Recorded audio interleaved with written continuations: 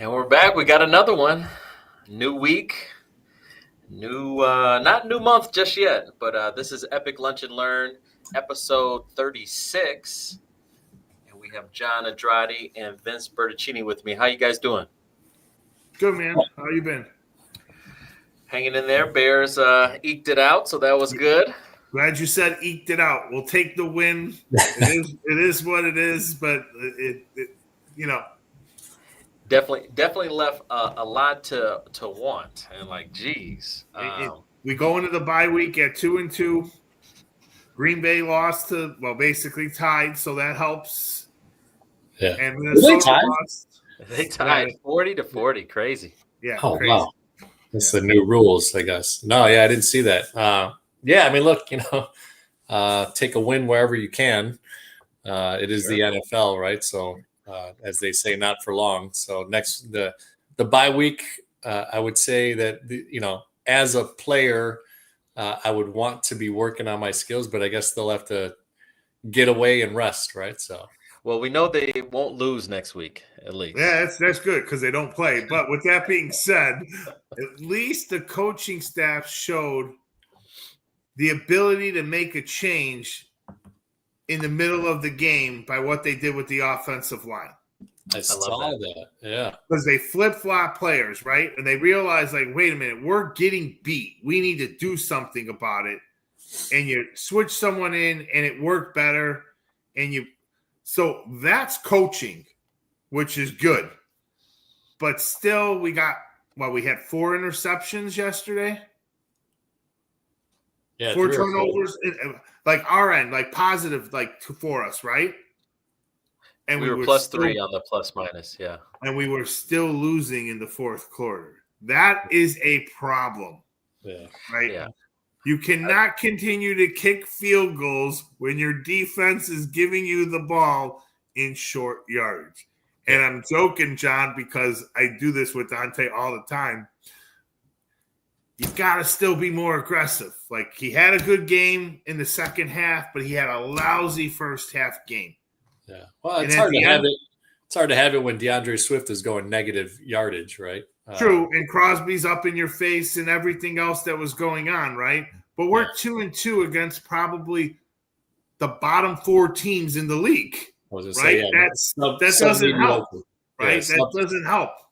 Yeah, mediocre challenges denote that if you're doing okay with it, that's not a good thing against good teams, right? So, you don't want to get destroyed against Philadelphia Eagles, who you're playing in the East. Whoever else. So we can talk sports during halftime. Just to thank the audience here for listening. We'll shut up about our Bears. We'll talk about the Cubs after this week. Oh, geez. And we can get the show kicked off. So Dante, why don't you introduce John? Everybody already knows me, and let's get started. Well, we have John Andrade with us, Busey Bank business banker, and as well as the author of the 4A formula, Untangle Any Challenge and Think Like a CEO. This is super exciting, John. Oh yeah, man. It's so this morning I was already working with our editor on the final touches. We're looking to launch October 6th, and then the Amazon background, the Kindle part of it, and then the website is looking good with all the SEO stuff that they do and all the background stuff and the flycatcher to catch someone's information and then put them into a position to be able to buy the book right on our website or go right to Amazon. So yeah, it's super exciting. Sometimes you don't feel like these days are going to come because you keep on working and doing things or tweaking things. But ultimately it does come if you put in the work. So just like you guys with this great simulcasts and things that you're doing, you're putting in the actions, which is the final part of the book. So. No, I appreciate that. I'm curious though, just to get a little foreshadowing going on. I mean, what do you want the audience to take from this book? Yeah, so I've had over the last 3 or 4 years guys like you, right? CEOs, entrepreneurs, founders of companies on the podcast, and in 2020, I had this vision of being able to interview these small to medium-sized business owners because they weren't the names of Mark Cuban or Anthony Robbins, they're like big names online, but you've got a guy like you with Epic Mortgage, doing a really, really solid business, changing your community for the better and doing big things. But in my opinion, there isn't enough podcasts or videos of these types of people. So I've interviewed from mortgage to, body shop owners, right, across the country and across the world. That gave me a platform of over, 250, 300 almost interviews with some shorts, about almost 1,000 videos now on the podcast, on YouTube and Amazon and Spotify and all that. But then my own journey of owning a business and then converting into commercial banking and business banking over the last 5-10 years is kind of what culminated with stories from my childhood to that 20s and 30s, and understanding kind of what was I doing to have some success at times in my life. And then that created the 4A formula, which came out to be assess where you're at, take or align with the right people and get alignment with the people in your network, or add to the network, take accountability. And then obviously the last one, which is most important, take action. Because as I jokingly say, I used to go to webinars and seminars and all these things and read books. And sometimes I just didn't take action, right? And admittedly, I was kind of suffering on that part. We can be overabundance of info and no action behind it. So one of the neat things is that after writing the book over the last 2.5 years, it also showcased how I do things personally, and hopefully it'll help someone out here in the future after October 6th. That's awesome. I'm curious, you want to talk about Uncle Enrique? Yeah, what an inspiration, right? Obviously, I'm an only child, so I don't have a huge family to kind of lean on, like an older brother or older sister to maybe learn from. Adopted through my adoptive father.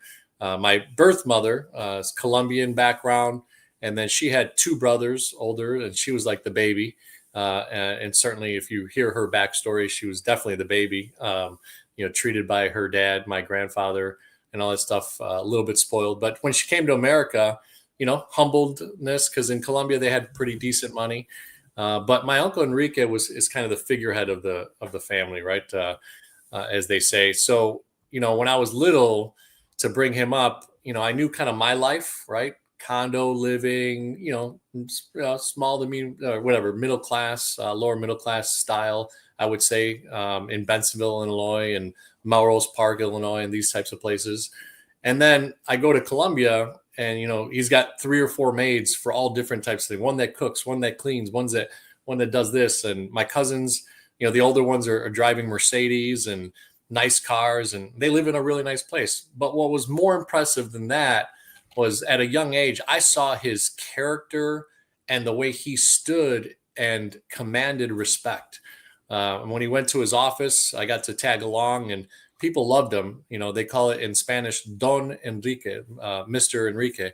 And that's a sign of respect in the Spanish or the Hispanic community in most places. And I would see him walk from the factory to the executive office, and he had a presence. So that's kind of what I talk about in the book. Is it impacted me at a young age to see that difference. Nothing against my adoptive father, but he was a steel worker at Castle Metals in Franklin Park. We were just, ordinary people. And when I saw that, it was really interesting at 5, 7, and 12 years old, how that impacted me to be like, man, I want to be like my uncle. And he poured into me over the years. In fact, when I was 21, turning into 21, I spent about 6 months in Colombia at that time, near the 2000 year change of the century. And that 6 months was awesome too. So yeah, thanks for bringing him up. He's certainly an inspiration of the book as well. No, that's awesome. Go ahead. I got to jump in here, man, because me and John don't know each other, but man, our circles ran in the very, very similar area. Now here, check this out. I grew up on 22nd and Division Street in Melrose Park, Illinois. Okay. I went to the Lady of Mount Carmel Grammar School in Melrose Park, Illinois. I worked at Monty's as a banquet hall manager back in 1990, 2021, 2001, sorry. And my mom worked on Addison Street in Franklin Park, across the street from Castle Metals at McLean and Fogg Company. Jeez. Wow. So What? So I lived on George Street. Literally craziness that we're all there. I mean, I went to East Lyden High School, right? Didn't know you. Dante pulls you in. I mean, obviously, welcome to the show, but like, talk about, hey, not expecting it to be a community show. And here we were basically running around in the same backyard. Sorry, man. I mean, you know me. I like to go off script when something comes about. That's great. You probably knew Nick Nitty and Eric Roy and those guys. Went to high school with Eric Roy. Nick Nitty was a little older than me. Eric Roy played tennis and soccer in high school. So yeah, I know all those guys. Yeah, I knew all his cousins, because all his cousins played at Fenton High School with Marcus Karsten and Willie Roy Jr. So yeah, no, awesome. What a small world. It always is, right? It always is. 6 degrees of separation. Right. And I know the audience won't believe it if I say it, but me and Eric Roy used to go against each other playing tennis. Not in soccer, but playing in tennis. I couldn't keep up with him in soccer because he was good at soccer. But we always used to play tennis against. He was a good tennis player, too. I mean, his dad was athletic director of the school district. But we don't need to get into all the Lyden alum and all the craziness and everything else we do. So let's keep the show going, man. But it's nice to have you on. Thanks for joining us. And now we got 2 authors, 2 books to plug. There we go. There we go. No, that's awesome. And last thing, and I'll shut up. For the audience, it's fourth quarter starting on Wednesday. Yes. It's always good to kind of assess where you're at, and maybe a little bit of the show today will kind of talk about that to do some self-reflection. That's where I was leading right there. Perfect, Vince. I mean, I was talking about assessing, like, what are some things to do to assess where you are? Yeah, so what a great transition. Vince is a pro at this, right? You guys have really done it. It's just comfortable with being on the video here. That's the first chapter. As I took the 2.5 years that it took me to write this book, and there were some gaps in between there, and not writing and having a little bit of writer's block per se, but people always ask me like, "Hey, how'd you write the book?" I said, I just started putting ideas and things on Word on my computer, and then it all started to come together, right? And what I noticed was almost in every part of my life, right? And I go on the 5 F's: faith, family, fitness, finance, and fun. And I try to give a little to all those areas on a daily basis. So what do you have to do is what I found out that I was doing, but I didn't have a real, formula for it. Right. So once I wrote down these things, and then I got an editor publisher that I paid for, right? Because I'm not famous, so they're not knocking down my door. So with the editor publisher, I started looking at this, and with them, they started saying, "Hey, take this section and put it over here, and take this paragraph and put it up here," and all that type of stuff. And what happened was that first chapter became, part of the 4A formula is you have to assess where you're at. And I talk about wants and needs, right? A lot of wants are, man, I really want that new house. I really want that to redo my balcony or whatever, all these types of things. And needs are like, I have to have it. So the part of the assess is really taking some time and understanding. Now, you could do this fast because there's decisions that you have to make in business and in your personal life pretty quickly that you could assess. And if you have this trained mindset, which I started to understand that I had, which is interesting, because I never knew that I did, but I'd take little things, and throughout the day, I assess, right? As a commercial banker, there's things that come up. I'm sure your guys' world, right, in the mortgage lending world, things come up, there are emergencies, you have to assess where you're at. And so it could be rapid or it could be long-term, stop for a few minutes, take 10 minutes and assess where you're at. And that's the most important thing, because when you start with assessing, now you have a platform, right? A baseline of where you are at. And that allows you then to take the next step, which is aligning yourself with the people. Because to me, my life has been, I never finished college. I did go to college on a D1 soccer and all that type of stuff, but I'll save you the story on that one. But when I got into the world of entrepreneurship, I would kind of hit my head against the wall pretty hard and then go, oh, wait, maybe I wasn't supposed to do that or all that. So I started to learn in my younger age, like, okay, hey, all right, assess where you're at. What am I needing right now? And then the neat part is that after assessing and truly having that aspect of a baseline, I would go into my network and see where, Vince, man, he went to East Lyden. he may know some people that are in the school district, right? As an example, if I had a need to do that. Or Dante, he's in the mortgage business. And how do I align with some of the people that he knows? Maybe he has a client that does XYZ that I need some expertise in, and that's kind of what happened is assessing and going into alignment really started to flow in the building of this book. I'm going to go a little off cuff with alignment. A lot of times nowadays, and either for monetary gain or exclusion purposes, we get a lot of pay to play scenarios. Even like investment groups. It's almost like you got to join a fraternity or sorority. Do you got any insight on that? I mean, what is your preference? I mean, what do you think about that? Well, look, I mean, when you're talking about the big names, right? Just recently, maybe in the last week or so, there's been a kind of a running theme of PBD, right? Patrick Bet-David was a pretty darn big podcast and sold his business for $200 million. There's a joke thing that somebody questioned him, hey, why do I have to pay $48,000 for 1 hour of your time on Minect?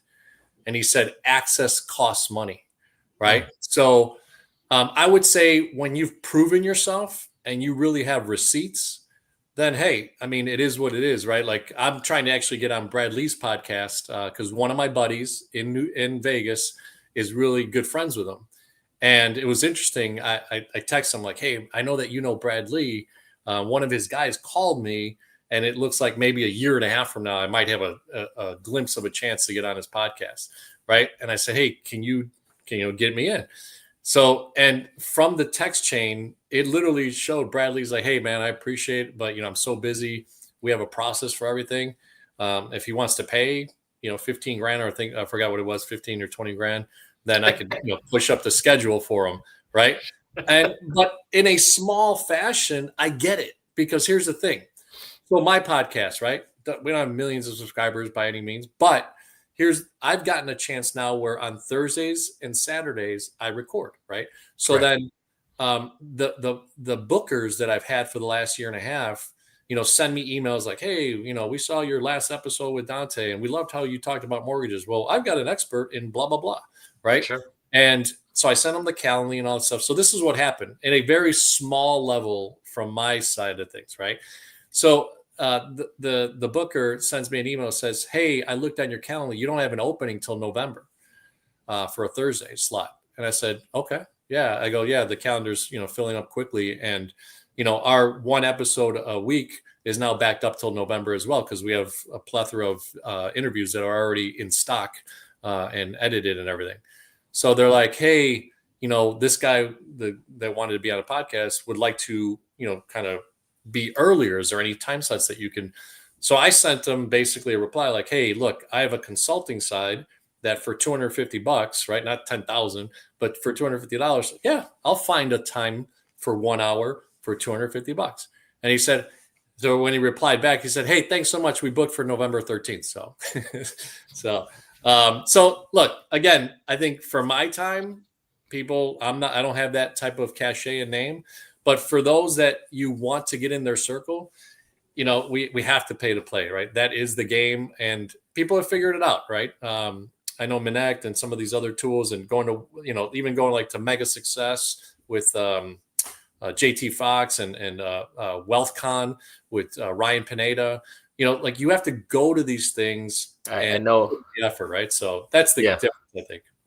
Yeah, it's interesting though, the whole pay to play stuff to me, because I always feel like if you've made it to a certain realm, if you made it to a certain location, you of all people don't need the money, right? You should be helping me, just trying to promote me and put me on, because I believe in abundance, right? There's enough for everyone, and lift. What is it? Lift up the small boat, so to speak. Lift it up, help me lift.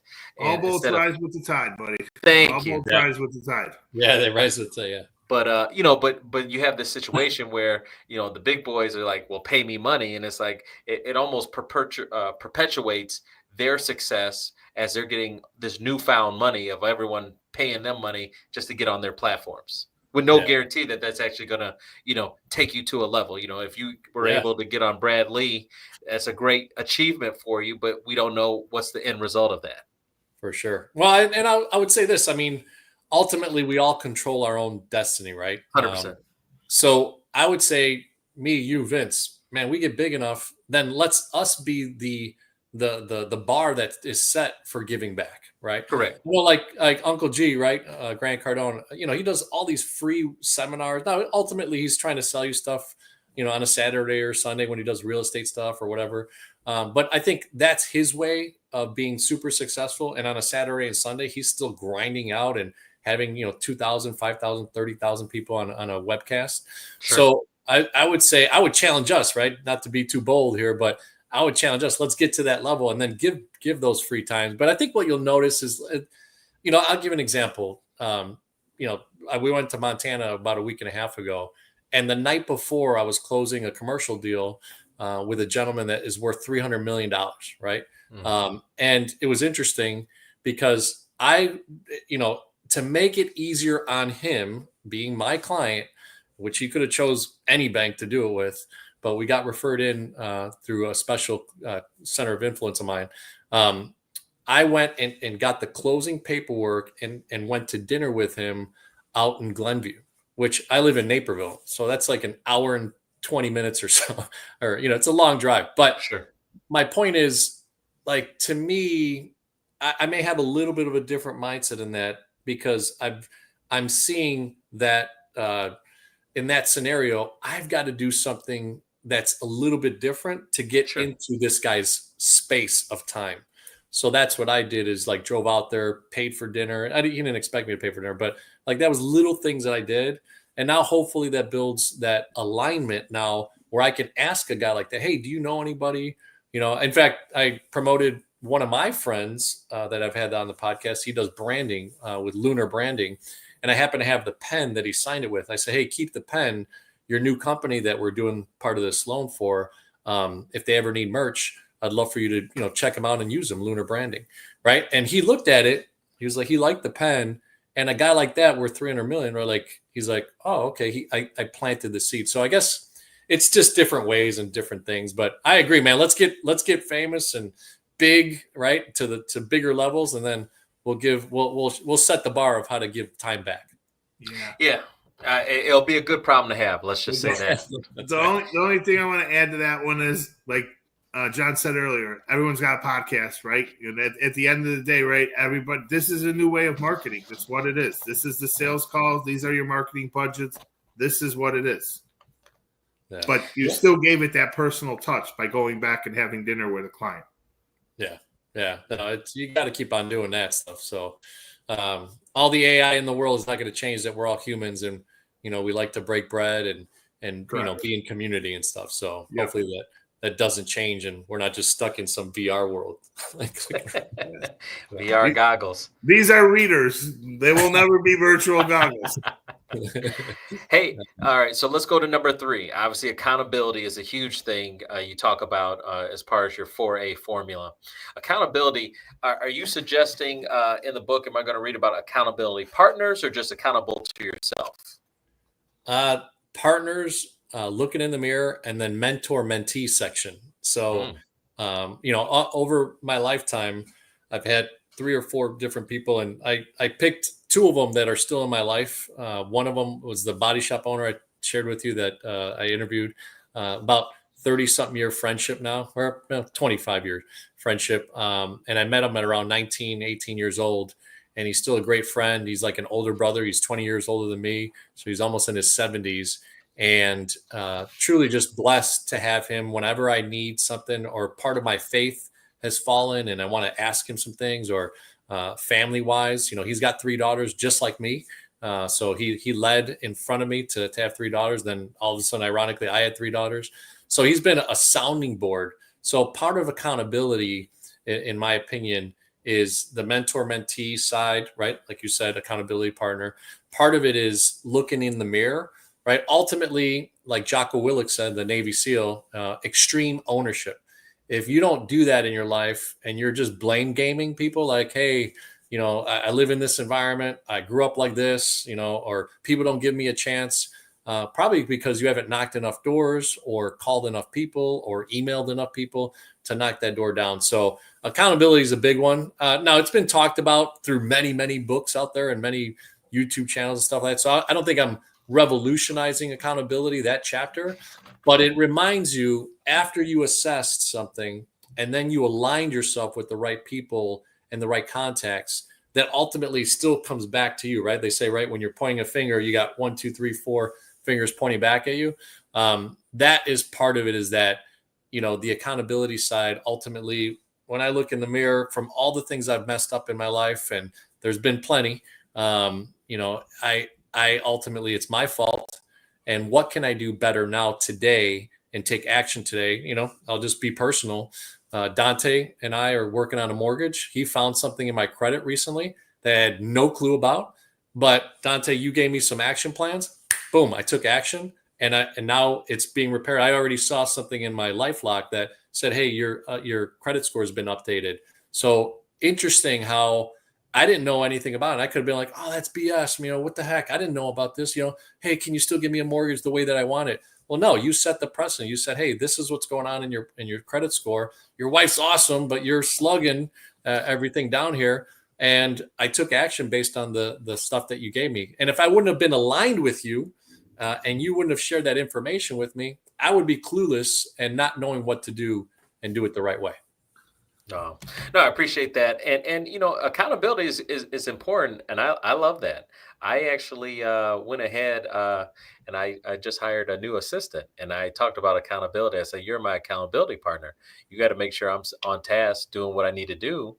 And because we talk about MMA over here, which is money making activities, and Oh, I was like, I need to be focused on MMA consistently, and you're going to make me accountable for that. So I love that, and I love the internal, where you're really just you're owning your life. The results are going to come from you, and really to circle back to the alignment.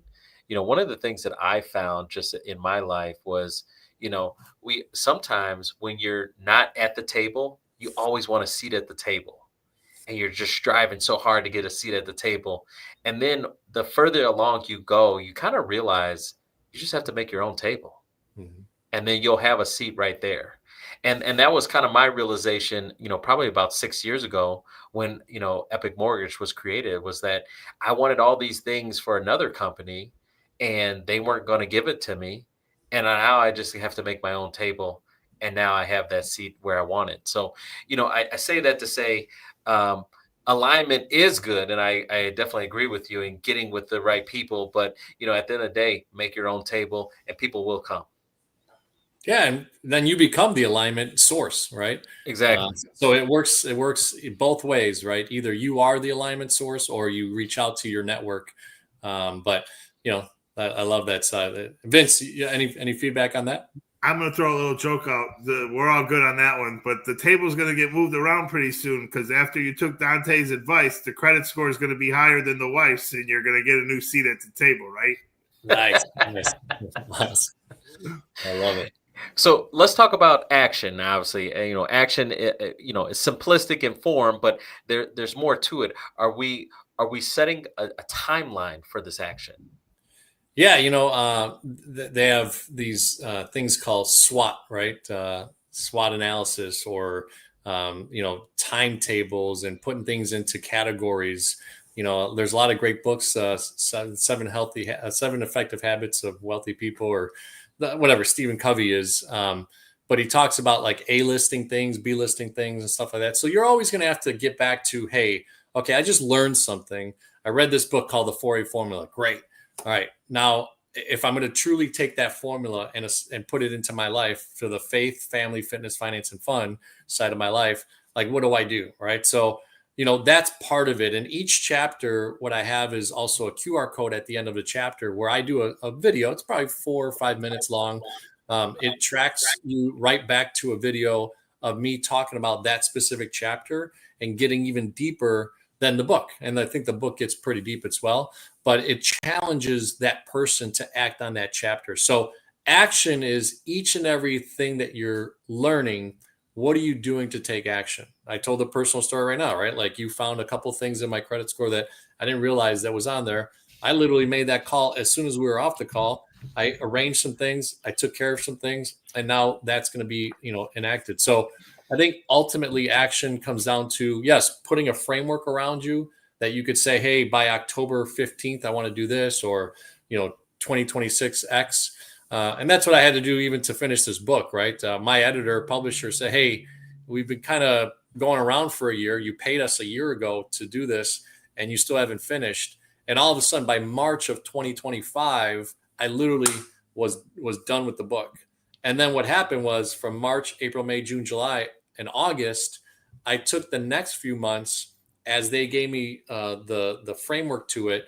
I then said to myself, based on learning some other books that I was reading from 𝐒𝐻𝐍𝐊 and these other guys, I said, okay, I want to tweak it a little bit. So then I took more action within the book. And now I feel like finally I am very proud to have this launch on October 6th. That's awesome. That's awesome. I think it's time for housekeeping notes, Vince. It is time for housekeeping notes. But again, this is pretty good because I can see the wheels turning in your head. When you go to write book number 2, I think you're going to definitely use that QR code at the end of each chapter. With that being said, let's have you kick off with the housekeeping notes. All right, we're going to do some housekeeping notes. Today's episode is sponsored by Epic Mortgage. Whether you're buying, refinancing, or investing, call Epic today, 708-905-5300, 708-905-5300. It's your dreams, your goals. Let's plan together. Now, after the show, I want you to go to our YouTube channel, Epic Spotlight, and check out the most recent Epic Spotlight podcast. It's with Brandon, Mr. Finance Ellington. He is someone that I would say is aligned with some deep pockets, a real estate investor, local in Chicago, Illinois, very successful. You probably have seen him on WGN morning. You probably have seen him potentially at the White Sox game. So definitely check out Brandon, Mr. Finance Ellington. Had a great conversation with him, and he just broke down some of his concepts and beliefs on how to grow and how to really take it to the next level, really by a no fear basis. And so we do also, of course, if you want a blueprint and a step-by-step way of buying a house and all the different mortgage products out there, check out my book, The Ultimate Mortgage Guide. It's available on Amazon, The Ultimate Mortgage Guide. And now we have our preferred listings. Today we have 6945 South Dorchester Avenue, Unit 2S. That's Chicago, Illinois. It's going for $149,000. Contact Evelyn Woods, 773-718-9742.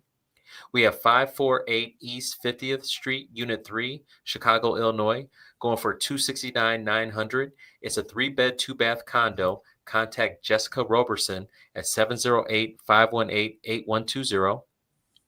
We have 2030 East 72nd Place, Unit 3D, Chicago, another condo going for $109,000. It's a 2-bed, 1-bath. Contact Evelyn Woods, 773-718-9742. And then we have 16029 Circle Drive in Markham. It's a 3-bed, 1-bath, going for $109,900. Contact Keith Terry, 773-655-1360. And then we have 12673 Sim Bay Court in Jacksonville, Florida. It's going for $374,990. It's a 4-bed, 3-bath. Contact Sharday Nix, 904-520-8041. And we have another one by Sharday, 12707 Sin Bay Court, Jacksonville, Florida, going for $378,990. It's a 4-bed, 3-bath. Contact Sharday Nix, 904-520-8041. And Sharday will be with us tomorrow. So those are our housekeeping notes for the day. All right, we got some questions that have been coming in. Appreciate that. Obviously, we are live on YouTube as well as live on LinkedIn and Facebook. So please send in your comments. Don wrote, amazing episode. John's insights are pure gold. Appreciate that, Don. Very nice. And Damien, how do you choose the right bank partner for fast growth? I think he's asking as far as you being a business banker. Yeah, no, I love this, scenario, right? So most companies start off by just choosing the most local bank on the corner. And we know the big blue one that has a ton of them on the corner, or even the other red one that I just found out Bank of America was founded by an Italian, a Paisan, that then sold it later on and became Bank of America because he was just only serving the Italian community, which is an interesting story. But I digress. So ultimately, most businesses start off with, right, doing their paperwork, the attorney, but they just walk down to the corner and get something. So the challenge with that is that from a retail perspective, and I love my retail brothers and sisters, but the competency is not as high when you think about a business now getting through the 7 figures, right? So yeah, for the first 100,000, $500,000, $1 million of revenue that you're doing, I think almost any bank will do. I think the challenge, the difference is to the question being asked, to help you grow, you need a great attorney, a great CPA, and a great commercial banker, in my opinion, at the table with you as a business owner. Because ultimately what happens is once you hit that 7 figures, you're starting to strategize differently, right? You're starting to allocate funds differently. You're starting to get debt structures differently. And you need a different conversation to do that, so that you could be bankable from a debt servicing standpoint, just like my brothers here from the personal debt side, where you're talking about debt to income ratio to buy a home or investment property. From a commercial banking side, you start to need to look at, okay, hey, what am I doing with my accountant? Am I taking too many taxes off the table, right? And kind of tax strategizing so much that I don't allow for growth on the debt side. Now, if you don't want debt and you want to do everything by cash, then you'll have organic growth, right? And I've got quite a few companies like that are multi-million-dollar companies that have grown that way. But I think they get stuck when I look at their numbers and understand their processes. They get stuck at one point. So to tie it all together, to me, is graduating from a retail relationship to a business banker or commercial banker relationship. And look, interview 3 or 4 of them. I feel like I'm one of the best in the Chicagoland area, if not the nation, because I truly get into it. I own my own business and I see it from that different perspective. But I would interview 2 or 3 different banks, ask for their commercial business banking relationship manager, and bring them in, ask them questions, and find out the questions they ask you. Because by the questions they ask you, you'll start to get the sense, oh, okay, these people know business. They know, okay, where I need to go. How do I need to structure my debt? When do I need to hire some people? What are the marketing efforts? All those types of things. And I think there'll be a good sense of who you want to work with and who you want to build that relationship with. And that's the last thing, right? Build a relationship. Now, it's not 1942 where you could just walk into a bank and, hey, Joe, president of the bank, write me a check for 50 grand because I need it. No, well, unfortunately, it's not that good anymore. But a relationship with the right commercial relationship manager, business banker, is going to help you so that you could track 6, 12, 18 months ahead and say, hey, okay, I'm going to need some equipment financing. I'm going to bring on 3 people in my marketing department or my HR department. I'm going to need a line of credit to sustain those salaries for 3 to 6 months, or, to get everything going. Or I'm going to go on an effort of buying a new company that is a competitor of mine or maybe smaller than me to enhance and boost a different area of my business. So hopefully I didn't rant too long, but that's kind of the difference in how you get to grow with the right commercial business bank. That's awesome. Next one up here. Matthew writes, thanks for sharing practical tips we can use today. Not a problem. And Jeff, how do you know when it's the right time to acquire another company? Well, I mean, there's different thoughts of that, right? So there's strategic alliances, right? Do you have an area of your business that you feel like is lacking, or you don't want to invest in bringing on the human capital to grow that area of your business? Maybe there's a competitor or another business that has a full-fledged team. You know them in the marketplace. They're doing well. And once you get into their financials, you can expect that hopefully they're doing financially well as well. Then that becomes an acquisition opportunity, right? So that's one of the strategies. It could be that you want to do it internally, right? Maybe you don't want to buy a business. You want to be able to build a team out and structure it so that that team is well capitalized by some debt that you maybe have, or some retained earnings, that you have on the sideline that is just sitting there for that deployment to grow that piece of the business. So, but in a sense, buying a business is about what can it do to your current business, or if you're buying, a business from the outset of, like, let's say you're a person in a company and you just want to go buy a business, find something that you're going to be, quote unquote, passionate about, that you're going to be able to get up in the morning and be alive and go do that business. Because an existing business, the beauty of it is that there is no lift. It's already there. It's existing. It's got something in the marketplace. So depending on the strategy is why you want to acquire a new business. Let's say you're starting off, or if you want to buy an existing business to bolt on to your business to enhance it and go further. Have you bumped into Cody Sanchez? Yeah. I've seen her. She's awesome. Yeah, another YouTube guru. Cody talks about buying and acquiring, companies that are already existing, especially with this, kind of the generation. What generation is Baby boom. Yeah, the baby boomers. As they're retiring, these are great opportunities to just buy their businesses that are already been established, already making a cash flow. So you don't have to, start from scratch. It is really hard to start something from nothing. With all the capital intake that it requires, all the people that you have to try to obtain over time.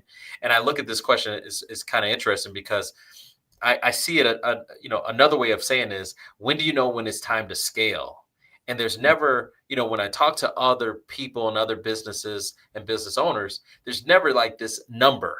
Like once you get here, then you have to go higher. It's really based on feel and where you want to take the company, and is it the right time? Can you afford it? On that next step you have to take. I'll steal one from 𝐒𝐿𝐍, which I think is probably the number one business guy right now on the internet. He just launched his latest book called $100 Million Money Models. And this guy sold nearly 3 million. I think he definitely broke the Guinness Book of World Records recently, but he had a 9-hour launch. And what I heard was his marketing dollars spent was like $5 million a day. It was something crazy.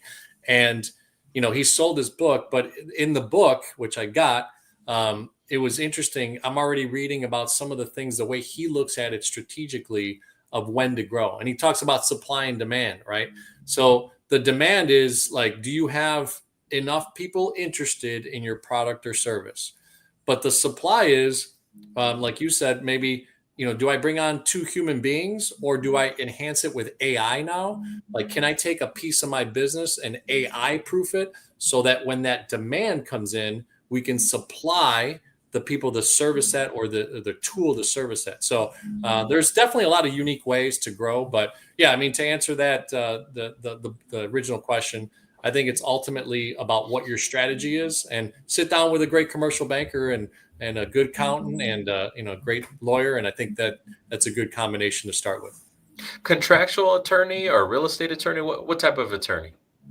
Typically business attorneys. So a lot of business attorneys that are specifically in that field, right? So your business attorney is going to be able to kind of see what are the contracts that you're doing. How did you set up your entity? Those types of things. And then a good CPA. Now here's another thing, right? So just like a bank, sometimes you go to the local corner to get your bank account when you start your business, right? Most people start with the alignment, right? Who is in their network that's a CPA or an accountant or a registered agent?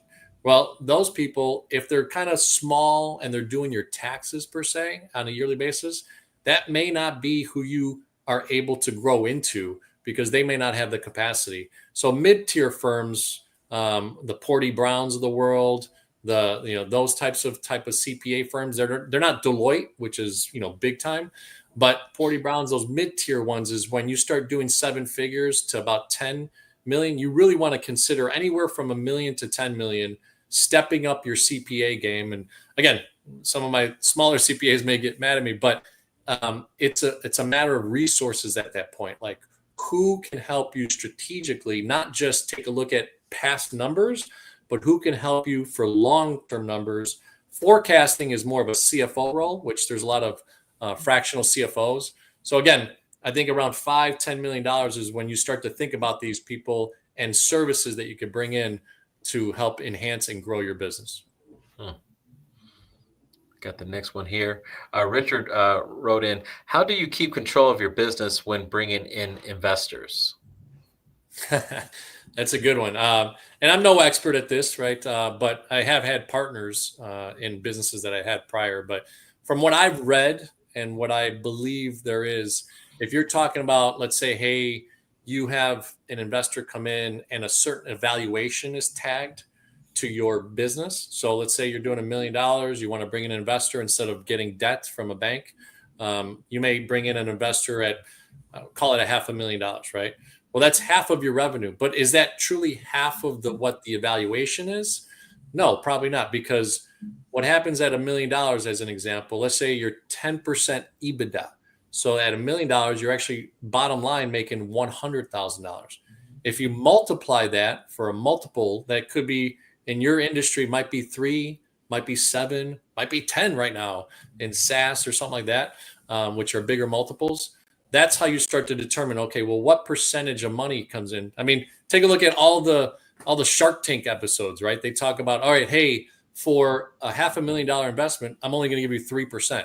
Well, 3% of 100% is a big difference, right? So that $500,000, if you multiply it up to what would be 100%, that's the percentage that you're giving up of your business. So there's some intricacies to that. There's some business evaluation companies. There's some M&A companies that do business evaluation that would be a great resource.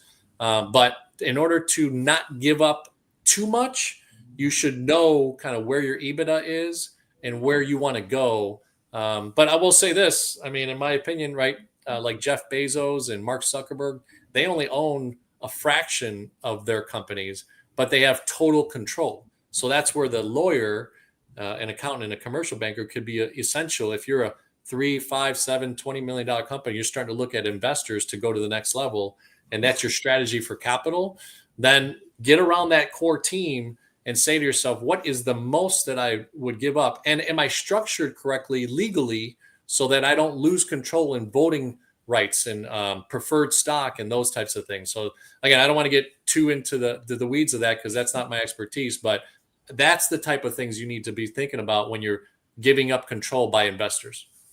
Definitely. You know, I knew we were going to talk about Shark Tank and EBITDA. Can you now, obviously DTI in personal consumer world, what we do every day is DTI. Can you break down EBITDA just for the business owners out there? Yeah, sure. So it's ultimately on your M1 and M2 of your tax return. If you have a negative number or a slightly above zero number, that just means you're not making on the books enough money, right? It shows that you have a loss or you're just breaking even almost. When you've got 100,000, 300,000, $1 million, 2, 5 million, at 5 million, you start becoming interesting to the PE companies, the private equity companies.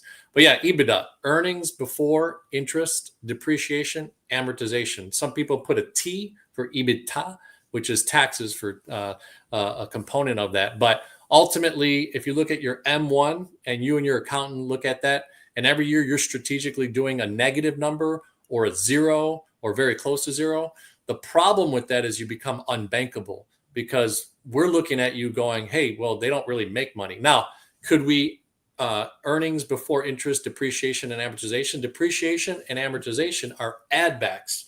Or maybe you invested in a HVAC system that costs you 80 grand.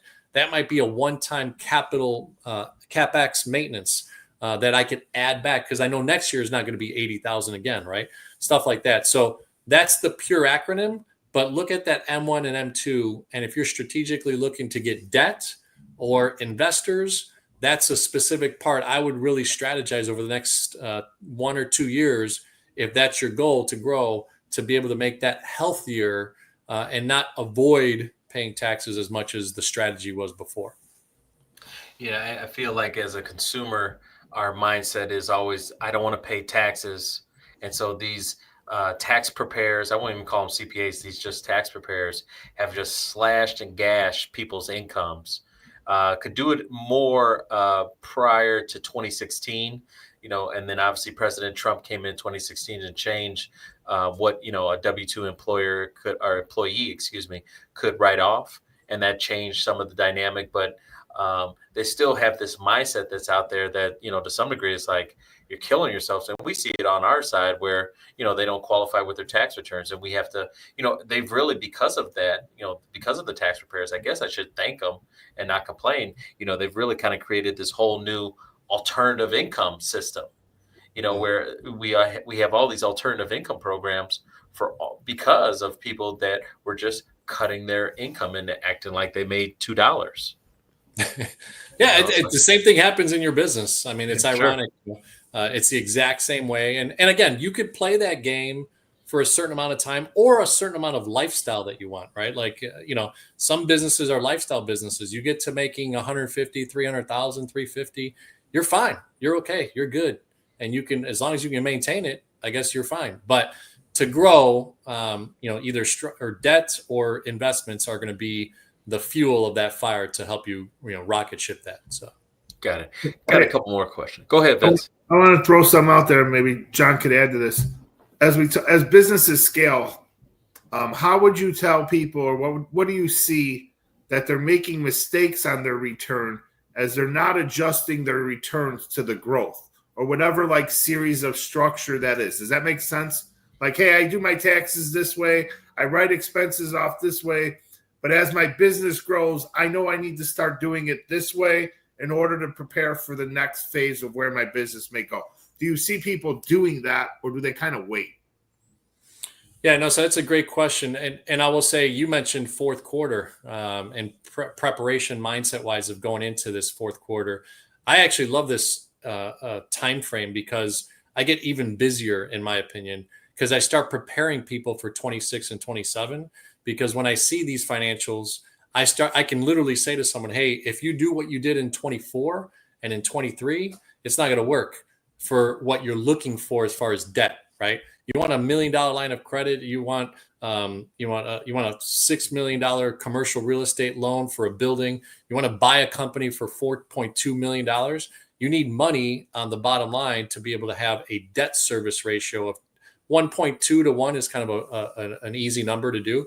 So for every $1.20 on that M1, you service $1 of debt. So to answer the question of growth and how do I manage that, again, that trio, there will be the CPA, hopefully, and a mid-tier CPA type of person or service, along with your commercial relationship manager. At that point, you're basically saying to yourself, okay, what is the debt I want to acquire so that I could have the bandwidth to grow, like you said, in your business? So if it's, hey, I need to get 4 machines that will help me better produce this XYZ component or product or service, right? And it's going to cost me, $1.2 million. Well, that $1.2 million needs to be serviced. Let's just do quick numbers. Let's just say that that $1.2 million is about $7,000 a month. Well, you need 1.2 to that, right? To that multiple on your net profit to be able to service it from a bank's perspective, right? Some people do debt, some people do ABL, right? Which is asset-based lending.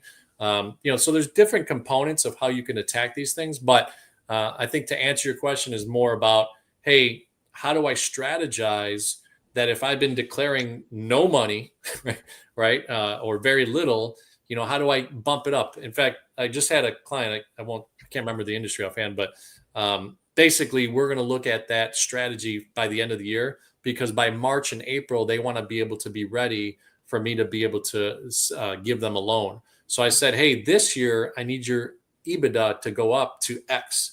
And based on that, we should be good as long as you don't, there's nothing else funny in your personal credit score or what have you. I mean, we do the same thing here with us, right? Fourth quarter. Sure. We're looking at tax returns all the time and saying, hey, we need this. Hopefully this business is going to make X amount of dollars this year as opposed to what it did last year.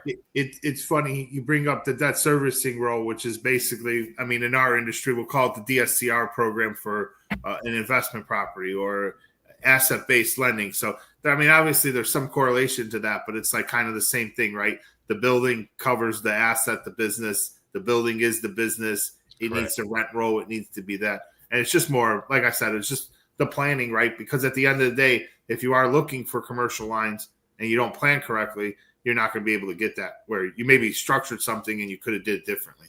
So yeah, that's where you lose, percentages of your business, right? Because you're kind of stuck, and you may go the hard money route, which is just expensive money to borrow, or you may go the investor route, where you might have been able to avoid the investor and bring on, another pair of eyes and mind. But some people, do need that, right? And it's not a bad thing. It just depends on your strategy. And ultimately, that's where, most, I think, small businesses get stuck, is they don't ever mature to, it's kind of like the guy that says, or the gal that says, hey, what I do is because my talent is so good.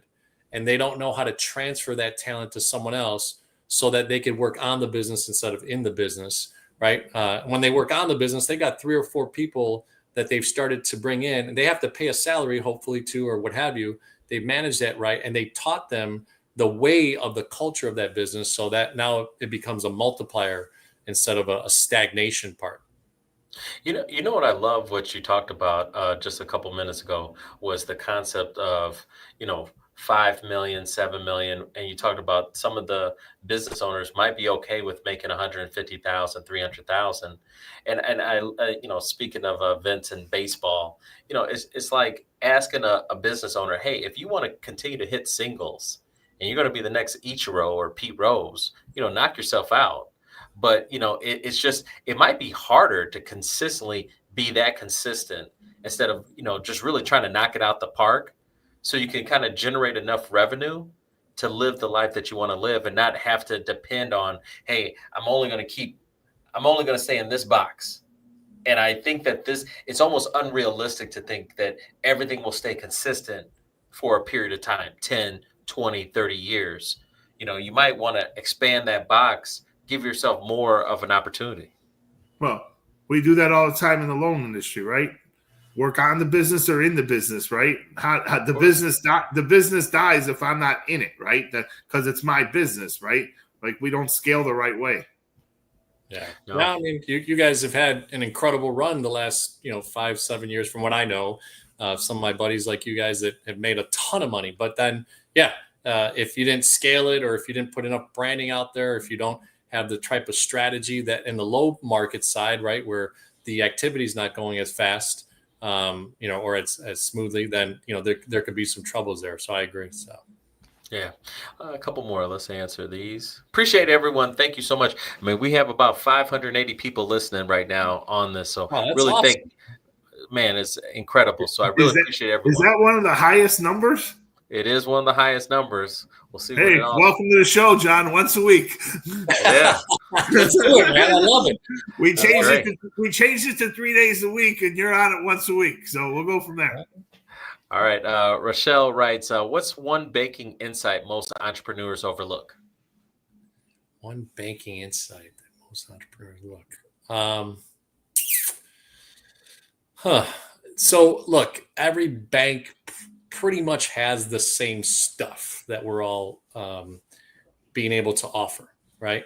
Mm-hmm. That's why I think the overlook is that the entrepreneur, the CEO, the founder, create a relationship with a guy like me or a gal, like me, someone that's invested in that role and knows their stuff. That's why I said earlier, interview 3 or 4 of these people, but ask for the commercial or relationship manager or the business banking relationship manager. Different banks have different names for them, but it's certainly not in the retail space. Nothing against I love the branch managers and retail bankers, but you need a commercial relationship manager or business banker.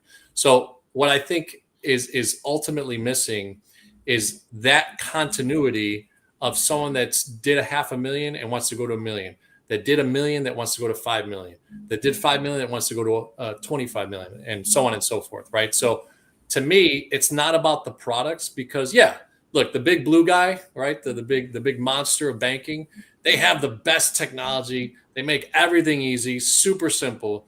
But I'll give you a little secret. In my opinion, they don't really deal with small businesses. And what's a small business? 0 to 10 million. What's a medium business? 10 million to $1 billion. So, when people say small, medium-sized business, I think we all get like the mom and pop feel to it, right? But these are big businesses, right? When I deal with $120 million gross revenue business, man, I mean, it's a big business. When I deal with a 25 million, that's a big business. They're employing a lot of people and they're giving back to the community. So in my humble opinion, it's about this relationship. Interview 2 or 3 of them and make a decision, not so much on the brand, because I just switched brands recently. And you mentioned it, I'm with Busey, right? But it's me, hopefully that brings the real value. And am I talking about strategy, or am I trying to just sell you the next thing? Hey, by the way, we have a widget here that will help you, transfer this money and that money. Well, great. I think most banks have that. But do we have a strategy? Okay, where are you at? Am I assessing, right? To go back to my book, assessing where you're at, aligning with the right banker, then taking accountability, because ultimately you're the business owner. And last one, take action with those partners to go on to the next level. So I may have not gone too deep, but I think that is a secret of where people miss it, because I see it all the time. I see $4 million gross revenue businesses still with their retail partner that they had at B of A, as an example, that they started because they love that they walk into the branch and they're known. Hey, Joe, how are you? Welcome to B of A, right? As an example, that is awesome and that's cool, right? And that's great that there's that relationship. But if you're not getting that partnership and thinking and strategizing quarterly and semi-annual, I think that is the missing formula, no matter the brand that you're with. I love it. I love it, John. I mean, we talk about it all the time on the show. We've talked about it with our clients. It's the financial team.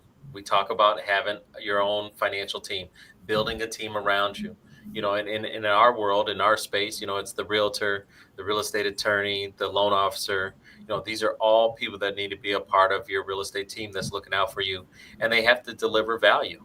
I mean, that's all I hear that you're saying. Delivering value at a high level will separate you from the next person. That's great. Well, Vince, what do you think? Wrap it up, or what do you want to do? I mean, the only thing I'll add to that, I mean, at the end of the day, I've said this before, people do business with who they know, like, and trust, and that's basically what it comes down to, right? And if you're not doing the things and you're not interviewing, you can't find the people you learn to trust when you're talking business. So I talked enough today. I'm supposed to be here tomorrow. I got blood work, so we'll see. Wednesday for sure. John, thanks for joining us. I greatly appreciate it. Obviously, Dante's going to turn it over to you, and you're going to give out your contact and let people know how to reach you. John, let them know. Where do they get the book? When is it coming out? And how do they reach you? Awesome. No, thank you so much. And I'll get you the link. If we could put it on there, I'll put it in the comments. October 6th, the 4A formula, untangle any challenge and think like a CEO. It's not just me, although I've had an entrepreneurial life and I became a banker. I jokingly say on my LinkedIn, entrepreneur heart, because I have that heart all the time, but converted to commercial banker. And I love what I do on that space as well. Go for CEO podcast. So GO, the number 4, which is part of the 4A formula. The GO number 4 CEO podcast on YouTube, Spotify, Amazon, all the places. And then the 4A formula. Yeah, excited about that for October 6th. My phone number, 773-297-4497. It's been the Chicagoland area for a long time, born and raised out here. So 773-297-4497. And by the way, subscribe to these guys' channel. All right. This is what community is all about. When we talk about community, you got a Paisan and Vince, you got Dante and his background, you know, you got me. I'm a mix of all this craziness, Colombian, Italian, Puerto Rican, all that type of stuff. And it's just good people aligning with each other, and so grateful to be on this podcast and the stream with you guys to share, because ultimately we lift, like you said, all tides lift, small boats. Lifting each other up is really awesome, and look forward to doing this again. And I don't know if I'll do it weekly, but I'm excited that we had 500 plus people on here, and excited. I said I didn't know if I do this daily, as Dante wanted to go 5 days a week. Now he finally brought it down a little bit. The guy had me on a military schedule. I needed some days off. Well, I'll say it. I've checked out many of episode, and I love the dynamic between you two. You bring different styles to the way you speak, to the way your influxes are. And that's the cool part, right? It makes it entertaining. Ultimately, I will say this, one of the guys I follow, and Dante and I both follow on PBD, he talks about if this isn't entertaining, all the wah, wah, wah, wah, wah, wah stuff that we're talking about will not ever catch, right? So Vince, your personality is so needed in this thing. Dante, his personality, and hopefully what I brought today was good enough for people to enjoy. But we're entertaining him and giving him value. So there you go. To steal the valuetainment quote. Appreciate it. Edutainment. Thank you. Edutainment. Yes. Edutainment. We You are. got to coin that, man. You there. got to trademark that, brother. I know. Hey, appreciate you. This is awesome. Hey, I want everyone out there to make sure you go get his book. Once you send me that link, John, I'll put it in the newsletter that comes out on Fridays at 5. So then that way everyone has it for October 6th launch date. We're super excited for you. It's great that we finally connected. Thank you, Jesse. Hopefully he's watching or listening or knows what's going on. He's flying to Spain tonight. Oh, well, then no, he's not listening. He's probably All right, guys. Hey, we'll be back tomorrow with Sharday Nix. So we'll be speaking real estate in Jacksonville, Florida. Appreciate everyone listening today. Definitely a record day. And thank you. And make sure you check out the Epic Spotlight podcast with Brandon, Mr. Finance, on our Epic Spotlight YouTube channel. All right, everyone, take care. Thanks again, John. Take care. Thank you, guys. Bye.